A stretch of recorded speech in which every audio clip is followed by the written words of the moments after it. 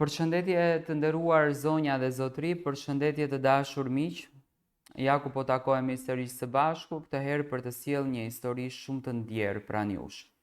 Një histori shumë të dhimbshme që ka të bëjë mes raportit të djalit edhe të nënës. Do ndalojmë tek historia e zonjës Mihrie dhe djalit të saj, Shkëlqimit, e cila na e ka sjell në fakt djali ka shkruar historinë në redaksin time, ku sot është shumë i penduar për veprimet të cilat i ka bërë. Përshëndetje Tiranë. Dua të ndaj historinë time dhe të familjes time, pasi kam dëgjuar që po ndajnë shumë histori në kanalin tuaj. Unë po ju shkruaj nga Bergamo, po si origjinë jemi të Kavajës. Kemi qenë një familje shumë e lumtur. Jemi rritë në kohën e diktaturës, në kohën kur Xhaxhi Enver fliste për të gjithë vendin. Jemi rritë me dashurinë më të madhe të prindërve tanë. Me sakrificat e tyre kemi mbaruar shkollat. Kemi shkuar në përshkolla me çanta të leckave dhe me një palë xhinse. Dhe prindërve tanë kur nuk u apan fytyrën të inatosur, nuk e pan frikën tek ato për fatin ton, por gjithmonë punonin, vepronin, si të ishin të çmendur vetëm e vetëm që ne të na siguronin diçka të bukur, që ne të na siguronin diçka fantastike, që ne të na siguronin diçka të mirë. Vitet po kalonin, ne ishim 2 vëllezër. Në moshën ton 17, në fakt isha unë dhe vllau im ishte 20, babai im ndroi jetë dhe ne mbetëm vetëm 3 vetë në shtëpi, unë, vllau edhe nëna. Jeta në Shqipëri ishte shumë e vështirë dhe i pari që u largua nga shtëpia pas vdekjes së babait ishte vllau im i cili vajti të jeton në Greqi. Ndërsa unë qëndrova në Shqipëri sepse isha në shkollë, por edhe duheshte kujdesur për nënën. Një vit derisa im vlla mori vete në Greqi nuk ishte e lehtë, edhe pse në atë kohë nuk ishte si sot, ishte koha më ndryshe. Por ne po vepronim dhe po luteshim që të kemi një ditë sa më të bukur në jetë. Ditët kalonin. Nëna po vinte më e gëzuar në jetë, nëna po vinte më e dashur në jetë, dhe kur nuk e dëgjova nga ime më që të më thotë se jam lodhur duke punuar për ju. Edhe pse nuk ishin vite shumë të errta, domethënë Shqipëria ishte e civilizuar, flasim për vite shumë më vonë, por diktatura akoma dukej sepse kishte mbetur që në atë kohë. Ime më punonte në një robaqepsi, dhe me lekët që fitonte në robaqepsi mundohej të na rritej mua dhe vllaun. Vitet kaluan si një ujë. Në shtëpinë tonë ndoshta para nuk kishte, por gëzim dhe lumturi kishte gjithmonë. Dashuria ekzistonte gjithmonë dhe kënaqësia shpirtërore ishte kurora e asaj dashurie. Në moshën 25 vjeç, unë vendosa që të fejohem. Gruaja ime vjen nga Tirana. Mendova që kam njohur një vajzë të civilizuar, një vajzë e cila e njeh bukur se çfarë është familja dhe një vajzë që ka mësuar tepër bukur nga të qenurit familje.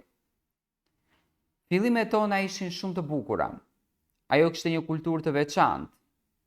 Ajo kishte një edukat të mrekullueshme. Ajo kishte një qëndrim fantastik, por pas 4 vitesh martesë, kur ne të dy vendosëm që të ikim nga Kavaja dhe të shkojmë në Bergamo, aty gjërat ndryshuan.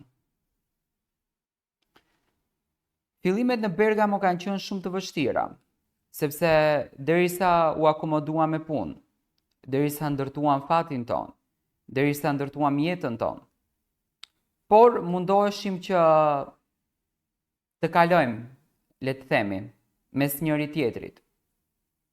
Edhe pse konfliktet ishin shumë të pranishme, Gruaja ime ishte mësuar që të bëj një jetë më të shtrejtë. Ishte mësuar që gjatë gjithë kohës të realizoj dëshirat e saj. Ndërsa unë nuk mundesha dot sepse duheshte të kujdesem edhe për nënën time, pasi që unë isha fëmia i dytë, edhe nëna më ra mua. Fillova të mos i dërgoj para nënës. 1 muaj, 2 muaj, 3 muaj, pasi gruaja ime thonte që lekët ne duhet të investojmë për jetën tonë. Nëna jote ka pensionin, mjafton të ketë atë në kavaj dhe është në rregull me veten. Fillova t'i marr gjërat si me frikë, fillova t'i marr gjërat si me stres. Fillova të mbyllem në vete dhe nuk po flisja fare. Ishte ajo që kuvendonte për gjithçka dhe ishte ajo që merrte vendimin për gjithçka. E dëgjoja ati me më vetëm kur dilja për në punë, ndërsa kur isha në shtëpi nuk i bëja kur telefon. Ndërsa bashkëshortes time nuk i shkonte në mendje kur ta telefonon nënën time. Me familjen e vet rinte gjatë gjithë ditës në telefon. Dhe po mendonte dhe po bënte plane se si do t'i surprizonte ato dhe çfarë surpriza do t'u çonte. Po afronte që të vi gushti dhe me zi prisja që të kthem në Shqipëri që të paktën të qëndroj 2 javë, po të qëndroj 2 javë me nënën time. Vendosëm që të kthehemi dhe unë i them me një zë të butë. Si mendon? Është mirë që t'i marrim mamit një dhuratë, që ta gëzojmë dhe atë? Dhe bashkëshortja ime me një ton të ftohtë ma bën që jo, nuk është e mundur. Pse duhesh kaq që nënës tënde t'i marrim dhuratë? Për çfarë arsye?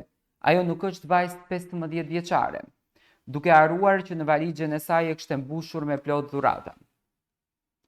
Gjithmonë ishte në pyetja se kishim 2 fëmijë dhe nuk doja që të humb familjen. Apo ishte kjo frika që më mbante se në qoftë se ajo do t'ikte prej meje bota do të rënohej. Dhe qëndrova i heshtur. Pranova jetën sikur dëshironte ajo. Dhe kështu zgjati për 3 vite me radhë. Ndërsa nëna ime në telefon ma bënte, rëndësi ka të jeni mirë ju, për mua mos u mërzit. Sot që po e shkruaj këtë letër, nuk e di se si kam duruar 3 vite në një vend të huaj, larg familjes time, me një grua e cila vetëm grua nuk ishte. Pas 3 vitesh, halla ime më bën telefon që mami është në gjendje të rëndë shëndetësore. Edhe mua më duheshte të nisem direkte nga Italia për në Shqipëri.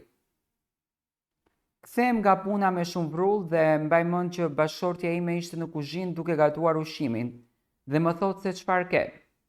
I them që mami është shumë keq dhe më duhet të nisem menjëherë, ndërsa ti kujdesu për fëmijët.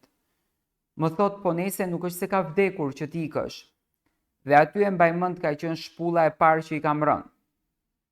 Dhe doja që ta ra dhe më shumë të heq të gjithë mlefin që e kisha akumuluar brenda vetes për 3 vite me radhë.